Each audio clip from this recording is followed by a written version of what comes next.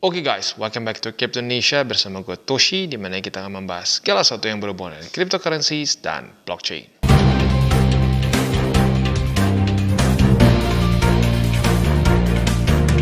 Oke, jadi pada hari ini guys, kita akan bahas mengenai beberapa topik nih ya, beberapa topik yang penting.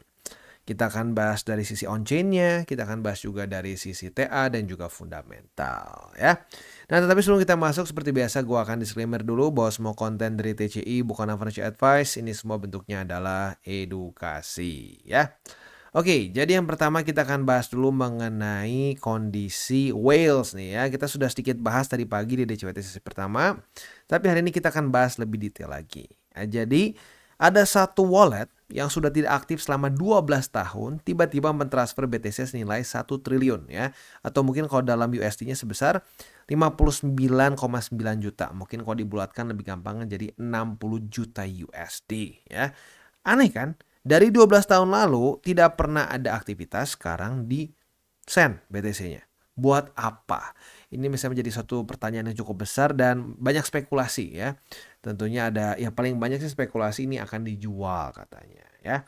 Nah, kalau secara matematika lagi-lagi hanya 60 juta US dollars. Kita tahu market cap dari Bitcoin itu 1,1 triliun US dollars. Jadi masih sangat besar. Ya, masih sangat besar dibandingkan dengan transaksinya. Jadi kalau secara matematika sebenarnya kita nggak perlu terlalu khawatir. Tetapi permasalahannya seperti yang kita tahu ya. Secara matematika juga BTC yang dimiliki oleh pemerintah Jerman juga nggak terlalu besar sebenarnya ya dibandingkan dengan market cap BTC. Tetapi kalau digoreng seperti kemarin ya, which is itu digoreng banget menurut gua ya. Dia ingin menjual BTC, digoreng terus sehingga market drop. Itu pun akhirnya ya lu bisa lihat sendiri. Suka nggak suka kemarin drop ini salah satu trigger terbesarnya adalah dari pemerintahan Jerman yang cenderung ingin menjual terus BTC mereka ya, dan gilanya nggak secara OTC lagi, pengen sengaja kayak ngancurin market gitu. Jadi untuk ini ya tinggal kita lihat apakah akan lanjut digoreng atau tidak. Kalau lanjut digoreng mungkin saja bisa potensi membuat market cenderung lebih bearish, even though ya belum ada bukti bahwa ini akan dijual gitu ya. Next, di waktu bersamaan juga ada news yang kebalikannya ya. News kebalikannya di mana whales ini mulai akumulasi bahkan sampai 71.000 BTC dalam satu minggu ya. Nah, itu kalau di secara jumlah uangnya itu berapa ya? Ya kayaknya mending kita hitung sendiri ya. 71.000 kali sekian berarti berapa nih? Ya 41 miliaran katanya ya. Ya intinya apa? Intinya ada yang jual, ada yang beli, ada yang ngirim. Begitu. Jadi ini masih sangat benar-benar belum ada data yang jelas nih apakah mereka jual atau seperti apa ya kalau dari yang whales tadi. Yang ini sudah ada pembelian. Nah, jadi overall kalau menurut gua sekarang cenderung lebih bullish ya.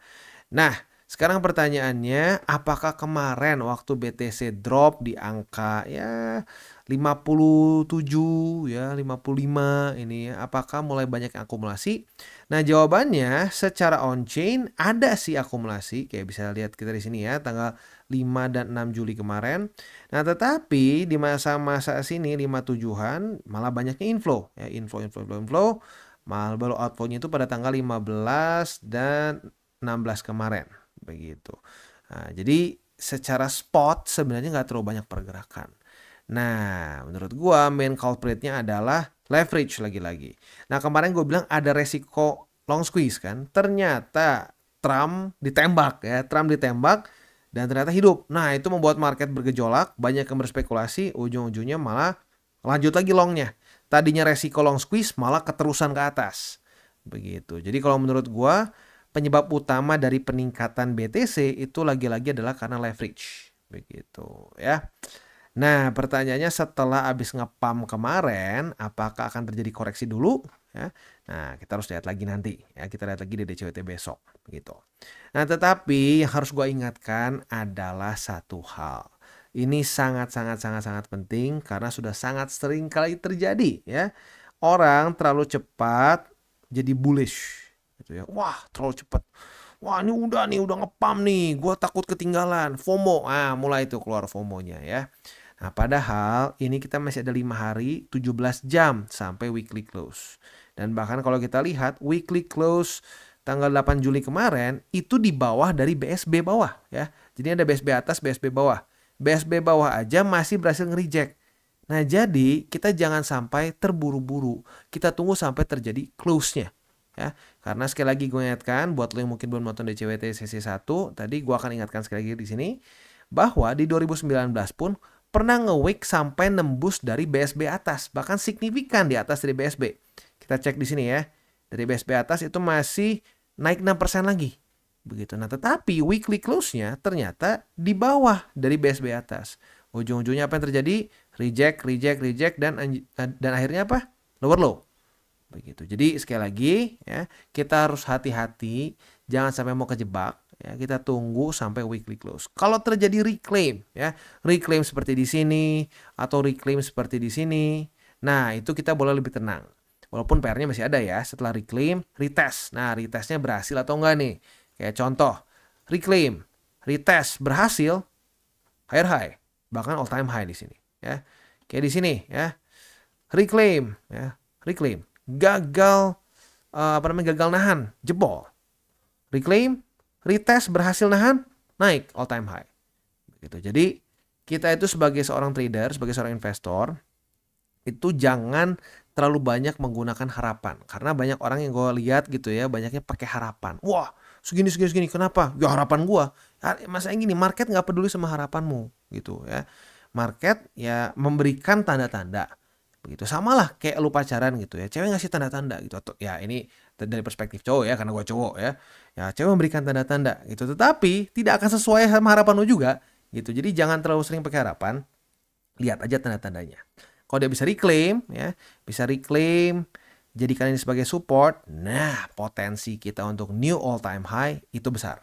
Tapi kalau reject ya udah, potensinya lebih ke lower low begitu ya. Jadi sekali lagi, di market jangan terlalu baper begitu. Di market itu kita harus pakai data dan fakta.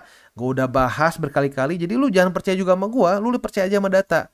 Data menunjukkan apa? Menunjukkan potensi masih bisa lower low selama belum reclaim. Nah, kalau reclaim, datanya apa? Selanjutnya yang penting, retest nggak? Retestnya berhasil nggak? Kalau berhasil, ya all time high. Begitu. As simple as that. Begitu ya. Nah, sekarang pertanyaannya nih, dalam masa-masa seperti ini, penantian nih, wah lagi apa ya, masa-masa di mana dia berusaha untuk menaklukkan BSB itu seringkali terjadi konsolidasi. Kayak di sini ada konsolidasi, lalu kayak di mana lagi ya, di sini konsolidasi dulu beberapa minggu ya. Nah, di masa-masa ini biasanya kita bisa enak untuk melakukan futures trading. Nah, kita bisa lakukan futures tradingnya di mana nih? Nah, kita akan bahas di video ini. Nah, untuk tradingnya atau trading futuresnya kita bisa pertimbangkan untuk menggunakan Prime XBT. Kenapa menggunakan Prime XBT? Ada beberapa hal. Yang pertama, lo bisa trade bukan cuma kripto ya. Di sini lo bisa trade juga ada namanya CFD trading. Nah, ini adalah tipe trading yang gue lakukan dulu di awal sebelum gue kripto ya. Jadi gue awalnya tuh lebih ke forex ya, udah gitu ya, forex ya sebenarnya bukan cuma forex sih ya, tapi ada komoditi juga, intinya CFD lah. Kita bisa trade berbagai macam aset kelas seperti ada aluminium, ada copper, ada Dow Jones ya. Jadi kebayang ya, mulai dari precious metals, mulai dari commodities, lalu apa namanya indexes atau indices lebih tepatnya, indices, saham dan seterusnya begitu. Nah, selain itu juga tentunya kita bisa trade crypto futures, ini yang kayak biasa lah ya, kurang lebih gambarannya seperti kita trading futures di berbagai macam exchanger. Nah, yang lebih penting lagi sebenarnya adalah mereka sedang ada promo nih untuk Prime XBT. Jadi buat lu promo hunter, asik banget nih. Dia akan membagikan 7 juta USD worth of credit di bulan Juli ini. Gimana cara untuk dapetinnya? Gampang banget, nggak usah repot-repot. Lu tinggal punya account, login, dan otomatis akan masuk ke equity account lo. Tetapi sekali lagi ya, bentuknya ini adalah trading credit ya. Jadi bukan kita bisa WD ya. Nah, kita bisa pakai trading credit ini untuk trading tanpa resiko begitu. Jadi buat lo yang mungkin lagi ngerasa aduh bang pengen futures bang ya, kayak lo tadi bilang kan posisinya kayaknya bagus nih kalau udah dekat-dekat ke BSB, suka terjadi konsolidasi. Di sini aja konsolidasi kurang lebih 4 bulan nih. Bukan 4 bulan. Ya 3 sampai 4 minggu lah konsolidasi ya. Lalu di sini juga konsolidasi. Nah, di masa-masa itu biasanya enak untuk trading futures. Tapi lagi nggak ada modal nih bang. Nah, lu bisa menggunakan event ini di mana lo akan mendapatkan free trading credit. Setelah itu lo pakai untuk trading, udah begitu profitnya bisa lo tarik begitu ya. Nah, bahkan yang gue suka juga di si PrimeXBT ini ada namanya demo account ya. Tapi uniknya lo carinya harus di kontes. Lo cari di kontes, di sini akan ada Crypto Futures demo dan juga CFD trading demo. Nah, lo tinggal pilih lo mau trading apa. Lo mau trading futures bisa di sini ya. Lo mau trading demo untuk CFD bisa di sini. Kayak gue udah ambil contoh untuk yang kripto nih ya. Nah, lu bisa latihan dulu. Jadi nggak harus bonyok dulu di market gitu. Jadi buat lo yang ngerasa, aduh bang, gue biasa spot nih. Gue pernah nyobain misalkan leverage tokens. Nah, sekarang gue pengen cobain futures trading. Daripada lu di exchanger biasa langsung disuruh depo. Nah, di sini lu bisa latihan dulu. Lu latihan dulu, udah biasa, udah ngerti cara pakainya, baru depo. Begitu ya. Nah, buat lo yang tertarik untuk coba demonya, sekalian juga ambil si promo ini. Begitu, karena ini gratis. Begitu, jadi tinggal punya account, lo login, langsung masuk. Begitu. Nah, lo udah biasa di sini. Nah, si trading account, si free credit tradingnya ini bisa lo pakai. Nah, udah lu pakai dan lu profit, ya udah lu bisa WD. Begitu. Jadi asik banget lah ya. Buat lo yang pengen coba silahkan gitu. Next juga di sini ada namanya copy trading. Jadi buat lo yang ngerasa, oke bang, gue udah DCA iya, spot juga iya, tapi pengen juga coba ngikutin orang-orang lebih jago dalam tanda kutip daripada gue. Nah, lo bisa pertimbangkan untuk ikut copy trading ya. Nah, copy trading ini kita bisa paling gampang menurut gue lihat dari rating ya. Nah, rating 5 ini yang paling oke otomatis lah ya. Dari 1 sampai 5 otomatis 5 yang paling bagus. Nah, kita bisa lihat dengan detail ya. Kita bisa lihat dengan detail seperti apa. Kayak ambil contoh di sini si Nasdaq Momentum ini, tapi dia fokusnya bukan di kripto ya, dia fokusnya di Nasdaq. Makanya namanya Nasdaq Momentum. Kita bisa lihat di sini untuk dia profitability-nya dalam 7 hari terakhir 5,41%, 30 hari terakhir 16,62%. Dan yang keren di sini adalah drawdown dia 8,22%. Jadi kesannya kalau lu modal 10 juta, dia paling parah tuh pernah minus sampai 800.000. Begitu ya. Ya tepatnya 822.000 lah ya. Nah, jadi kita bisa tahu persis dia tipe trader seperti apa. Kita bisa lihat win rate dia berapa dan seterusnya. Begitu. Dan ini tentunya lu bisa tinggal cari mana yang paling cocok buat lo. Kalau lo ngerasa, bang, gue yang penting gede bang ya profitnya, resiko nggak apa-apa ya silahkan, bisa di sini. Dia ada yang paling besar 959%. Nah, tetapi ya lebih naik turunnya gila begitu ya. Kadang profit 38%, kadang minus 11 ya dan seterusnya begitu. Jadi bisa disesuaikan sama tipe trading lo begitu ya.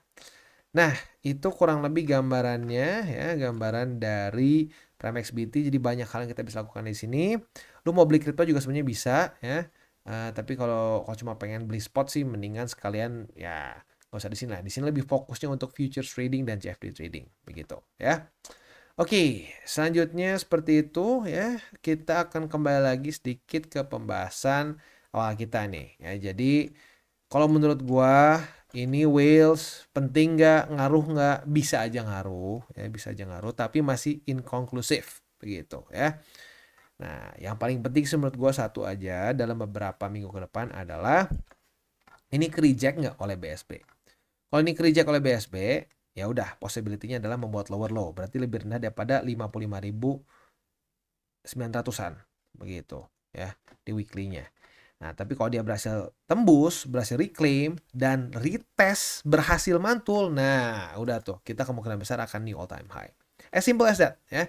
Kita sebagai seorang trader itu jangan terlalu baper dan jangan sampai mikir kita itu kayak nonton bola. Kalau nonton bola kan gini, oh setia, gue tuh Jerman dari tahun berapa. Kayak di market nggak seperti itu ya. Jangan sampai, oh gue tuh setia, gue tuh bull boy, terus aja gue bullish. Ya kalau menunjukkan ada potensi koreksi, ya kita harus siap dengan itu gitu ya. Kita harus siap dulu dengan, oh ada momentum bearish. Begitu. Dan sama juga bear boy ya. Kemarin waktu turun sampai sini udah mulai tuh keluar beberapa kata-kata kayak udah nih BTC bakal ke 15.000, ke 10.000. Wah, keluar lagi lah. Kumat lagi kayak zaman di sini ya. Jadi memang manusia itu adalah makhluk yang ekstrim. Kalau bearish banget, kalau bullish banget. Dan ngakaknya ini adalah tipe orang yang sebenarnya sama gitu. Jadi waktu begini bull boy banget, waktu turun dikit bear boy banget. Begitu. Jadi jangan seperti itu, janganlah jadi orang yang optimis, janganlah jadi orang yang pesimis di market ya. Kalau di hidup ya bolehlah optimis, tapi kalau di market jangan optimis, jangan pesimis. Jadilah apa? Realis. Begitu ya. Oke, jadi kurang lebih seperti itu untuk pembahasan kita pada hari ini. Semoga tidak ada yang kemakan FOMO, dan kalau gua sih tadi lihat-lihat komen ada yang wah thank you Bang, udah ada yang udah ada yang beli di 57, udah ada yang beli juga di 56 dan seterusnya. Nah, buat lo yang terus akumulasi ya lihat ya. Akhirnya at the end of the day DCA yang menang. Itu karena dia siap, mau turun lagi siap, mau naik juga siap.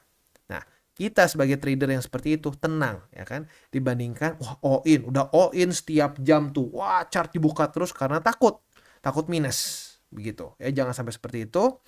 Dan gue ingatkan lagi 3 golden rules, jangan pakai uang panas, jangan over leverage, dan berpikirlah jangka panjang. Dan buat kalian yang belum nonton DCWT atau Daily Charting with Toshi, bisa klik di sini, di mana kita akan daily chart your favorite cryptocurrencies. Dan buat lo yang belum mengerti juga mungkin mengenai chart, candles, dan hal-hal lain, bisa juga klik di sini ada tutorials with Toshi. Dan buat lo yang pengen mendukung TCI, salah satunya bisa menggunakan link reflektor di bawah. Dan jangan lupa juga untuk join Telegram group, di mana kita bisa ngobrol-ngobrol santai mengenai dunia cryptocurrency secara 2 arah. So jangan lupa untuk like, subscribe, click the bell icon, and see you on the next video.